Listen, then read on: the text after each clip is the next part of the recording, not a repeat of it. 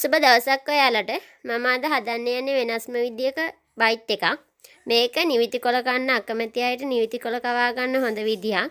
මගේ බබා මේ විදියට හදලා දුන්නාම කොළ ටික ඔක්කොම කනවා. මේකට නිවිති පපඩම් කියන්නත් පුළුවන්. අපි එහෙනම් හදන විදිය බලමු. මේකට අපිට ඕන වෙනවා නිවිති කොළ ටිකක්, බිත්තරයක්, කඩල පිටි මේස හැන්දක්, පාන් පිටි මේස හැන්දක්, ගම්මිරිස් කුඩු ටිකක්, කෝන්ෆ්ලවර් ටිකක්, ලුණු ටිකක්, සූදුරු ටිකක්, හීනියට කපාගත්ත කරපිංචා ටිකක්, පොල් කිරි හරි ෆ්‍රෙෂ් මිල්ක් හරි ටිකක් ඕන වෙනවා. මුලින්ම බිත්තරය හොඳට ගසා ගන්න.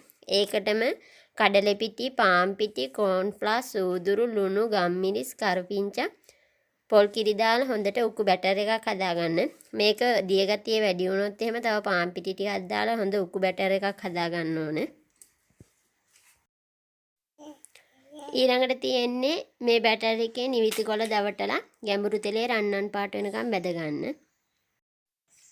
තෙල් තාච්චියක් ලිපේ තියලා තෙල් ටික හොඳට රත් වෙන්න තියලා අපි බැටර් එකේ දවට ගත්ත නිවිති කොළ ටික දාලා ගැඹුරු තෙලේ හොඳට රන්නන් පාට වෙනකම් බැද ගන්න.